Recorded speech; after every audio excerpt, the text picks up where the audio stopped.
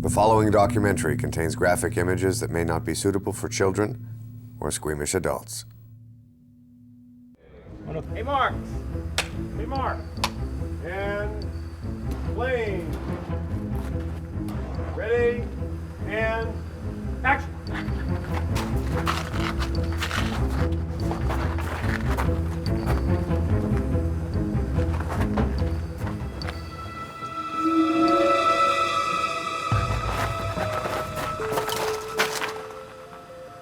The challenge in writing for a bioterrorist attack is the visual and visceral impact it has on the viewer. Whereas with a nuclear bomb or an assassination attempt, everybody knows what it looks like. It was very challenging to find a virus with a 90% kill rate. Viruses want to live and be passed on, and they don't tend to exhibit symptoms as quickly as ours does. So it was very challenging to find a virus that did, and in the end we gave up and invented our own. What do you think it is? Run a full panel of tests just to be sure, but I think we're dealing with a pneumonic virus, type 3. We tell Anne, this is what we want to do. We want to have this virus show symptoms of people in 2 hours. Can you find research that supports that? We don't just go out and go, how does it work? It's not that easy to find a virologist. You can't just get them on the phone. We wanted someone who had expertise in some extreme, like level 3, highly dangerous viruses, because then they would know issues of quarantine. They would know, well, the type of equipment that you need, the safety measures required in dealing with these highly dangerous viruses. I'm studying infectious diseases in nature, so I'm focusing on hantaviruses and tick-borne encephalitis and their hosts, which are mostly mice and voles. These are small rodents, and they are the most important reservoir of these viruses. The hantavirus is in the Ebola virus family, and so it was something that we felt might be relevant. Certainly, Dr. Rutz's specific knowledge about viruses has been invaluable. The problem with hantavirus is that occasionally they infect people. Hantaviruses are not specifically targeting humans, so they don't cause any problem for the mice. However, when they infect a human person, the consequences can be quite serious. Tail is 75, Hermiscus truei. Here in the Southwest, they cause a disease so-called hantavirus pulmonary syndrome, and it has a high mortality rate. It can be as high as 50%. Your blood fluid starts to infiltrate into your lung. And basically, you're suffocating because your lung fills up with your blood. National Center for Infectious Diseases, this is Diane. The hardest part of my job is the initial contact and cold calling places like the CIA and the FBI and the CDC and saying, hey, can I talk to someone about a virus that could wipe out, thousands of people? That gets you on a watch list. Yes, Dr. Mitch Cohen is in the middle of an interview. May I take a message? There are a number of viruses and bacteria that can cause diseases similar to the fictitious virus that's on the show.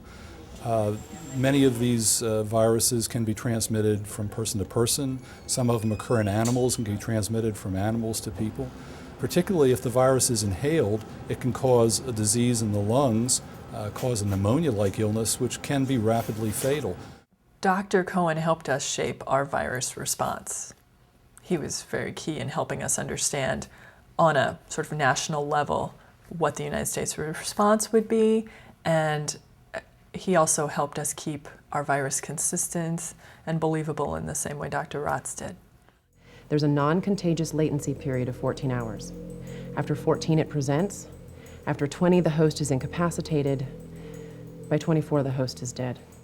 There are diseases that can result in a very serious and fatal illness in a very short time period. One such disease is meningococcal meningitis.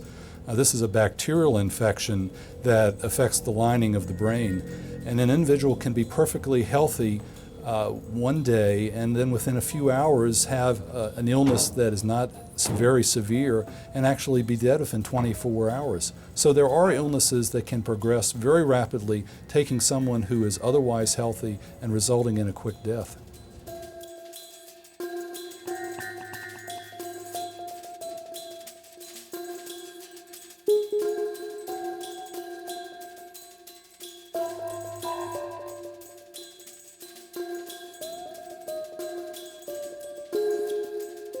The ability for man to manipulate microorganisms is quite great.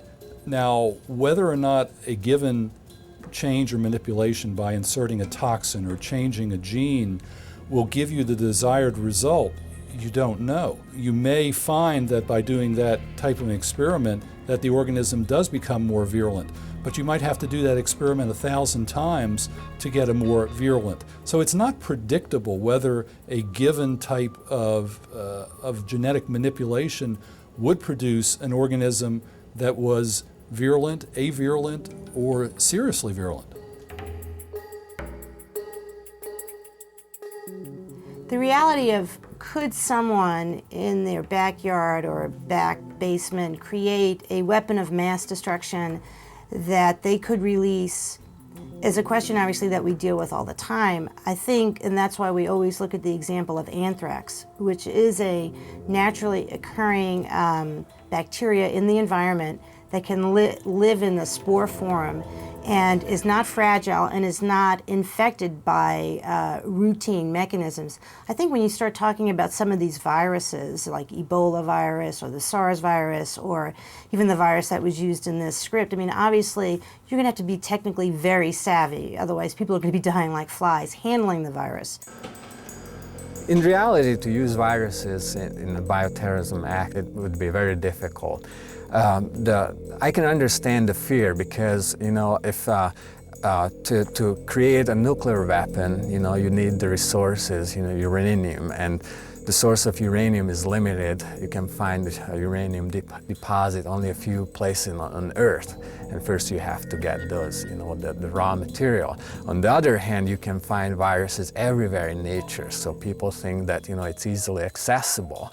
However, it's not, you know, not that fast. Dealing with viruses is actually very difficult, and manipulating viruses for your own purpose is very difficult.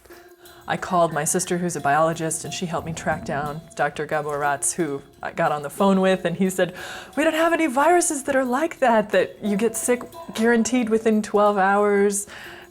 You know, something that's really that specific. So he said, why don't you weaponize it? Unfortunately, the news isn't good. This is a weaponized strain. The virus has been engineered to kill more rapidly. How rapidly? So the writers loved the idea that it would be weaponized because then we could control it. And so we weaponized it to fit our exact specifications.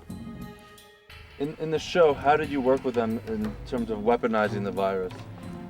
Well, that's a difficult question because that's the top secret, how to weaponize viruses, and that's not my main research. But we try to make it authentic.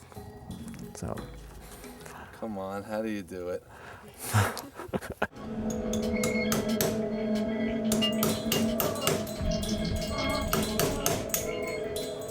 So nature itself has a tremendous ability to modify and cause diseases.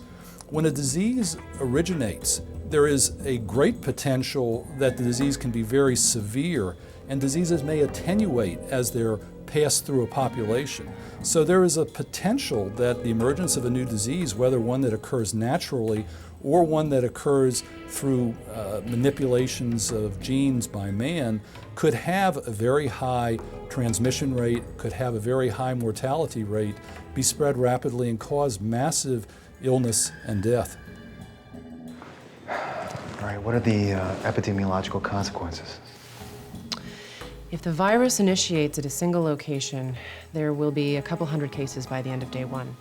By the end of day 2, it could be in the thousands, and from there, it's easier to talk about in percentage of population.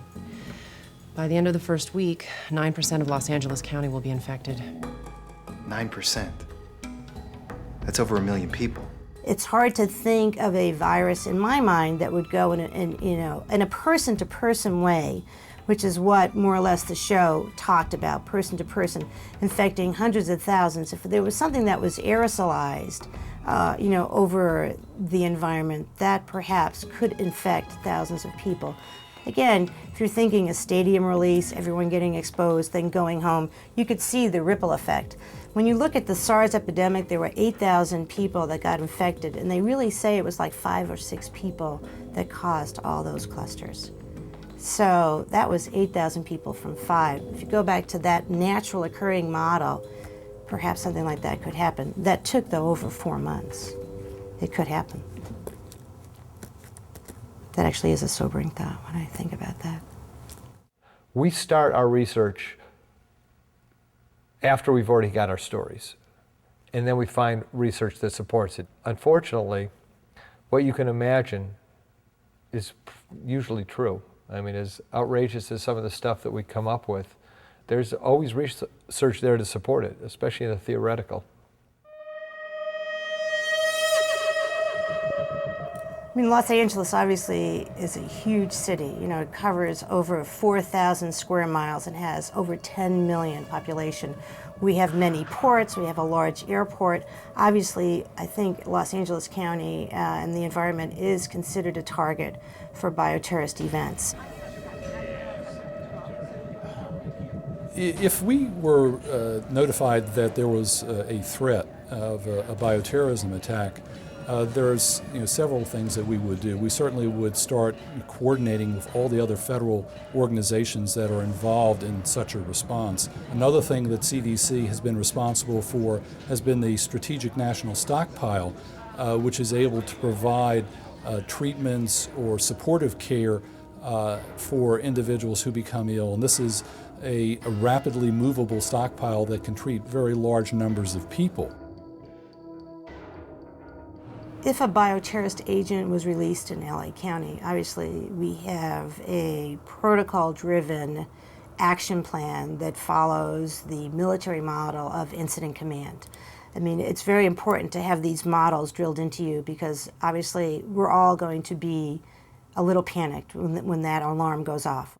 It just so happens today, February 3rd, 2004, we just had a report of a ricin outbreak in the Senate building, and that's that small little mini outbreak, whatever this is, and it's not known right now what it is, it creates a panic. If 10 people died of it, it would create a bigger panic. What should we do in a panic situation? I mean, basically what you have to think about is that worried minds don't listen.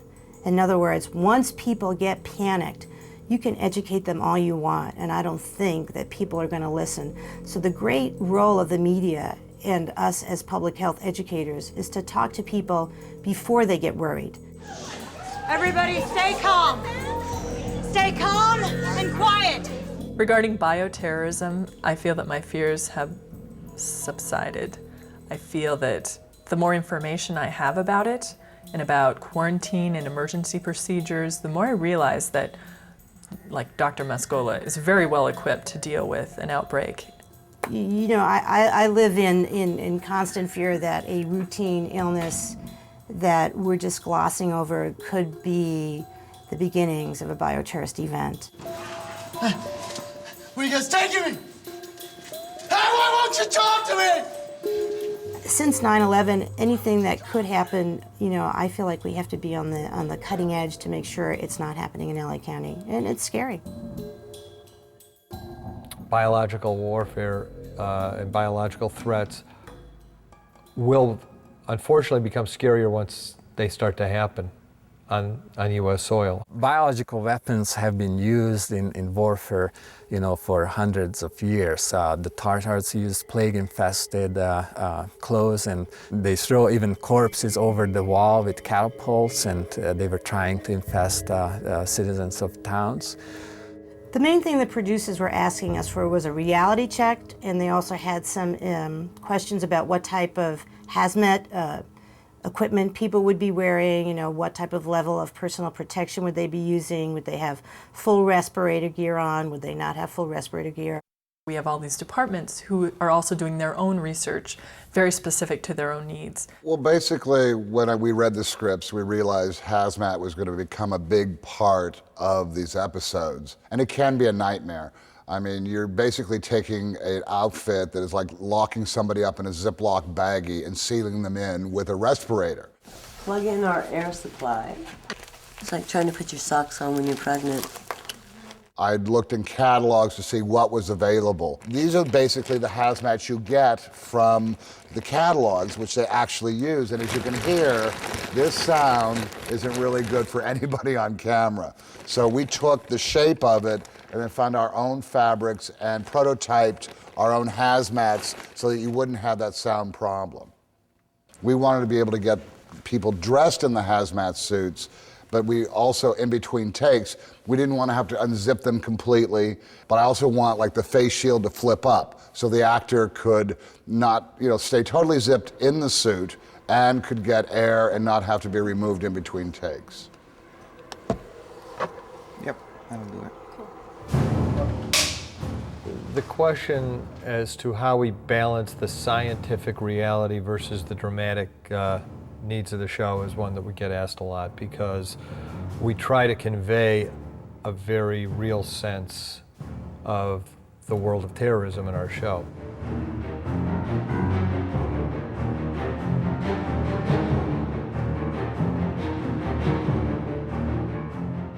When we're writing scenes, if it's not dramatic, all the technical accuracy in the world will not repair it. And if it is dramatic, a little technical inaccuracy or omission isn't going to hurt it. If someone was going to try to release this virus in the general population, how would they do it? That's the million-dollar question. It's very challenging juggling my responsibilities to sort of reality and good research and necessities for the storyline. Quite often I'll take notes to the writers and they'll see me coming and they'll say, oh, here comes Anne with her notes, oh my goodness. In every television show you see, whether it's ER or it's a cop show or a lawyer show, you are seeing heightened reality, or you are seeing something that resonates with an inner truth, but not necessarily the procedural truth of the way things are. And we're the same way. Oh, God. Dan? Danny? Oh, God! Oh, no! Oh, no! I think the viewers of the show are pretty much aware that this is a fictional story. I mean, the 24 and so much action-packed, so much things happens. They don't sleep, they don't go to the bathroom, they don't have lunch break. Because our show is so time-based, so many notes become, okay, we want to listen to the reality, but we also need to really respect the storyline and what we're trying to create. All right, it's a nasal swab, just as reliable as a blood test. But we can get the results of the analysis much more quickly. How quickly? We should have the results within 2 hours.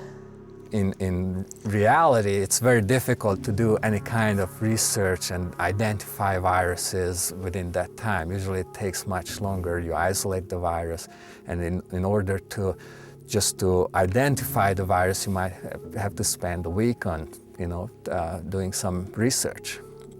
The first time we were sent the scripts, it was actually a little humorous to read it, and I felt like saying, God, I want to hire these people. I wish I had, that technology and the ability to act as swiftly as they acted. We're doubly sort of crippled by the fact that we have to have things happen in real time, which in real life things don't happen in real time.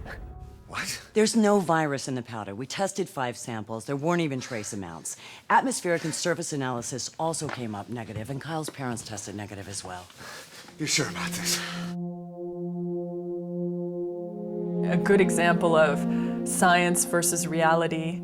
There's also a third component, which is our understanding of science, our understanding of something. Like, for example, it's widely understood that CIA agents have some kind of cyanide capsule that they would, if they're in a desperate situation, they can eat it and they'll die immediately.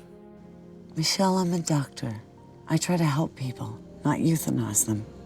When they were saying how they would sort of euthanize the people that were exposed to the virus and yet, would go on to die, they were going to give them cyanide, which is actually a very painful way to die. Like you convulse and it's terrible. You foam at the mouth and it doesn't necessarily happen right away. It's kind of brutal, and we went back and forth so much. We want to be merciful to these people, but we want to have it be something that could be available at CTU, and in the end, we picked a suicide drug.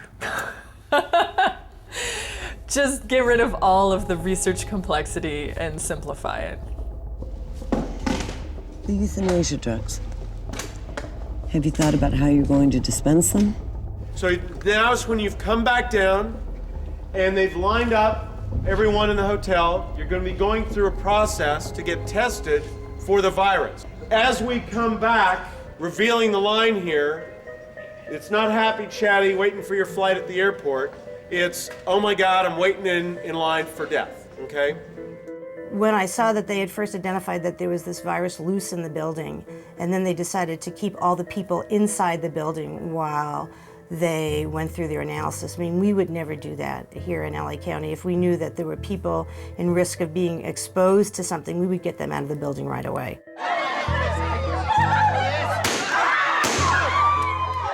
I want to make one thing clear right now. No one leaves this building until further notice. But for us, it was really just came down to money. I mean, can we afford to shoot an entire parking lot full of tents when we have this great hotel set we're using? And in the end, it became an issue of just logistics and using the sets we had, as strange as that may sound. Well, it's not even that. I mean, the budget is always a constraint. Obviously, when you're doing something like a virus outbreak, you want to see it take effect over a city. If you're trying to get maximum fright value, you want to see lots of people being affected by it. We don't have the budget for thousands of extras and lashing up huge, quarantine tents, and so you have to modify it. Everything that I have learned since researching and writing this show regarding biological threats, it's had the overall effect of making me believe that it is easier than I thought.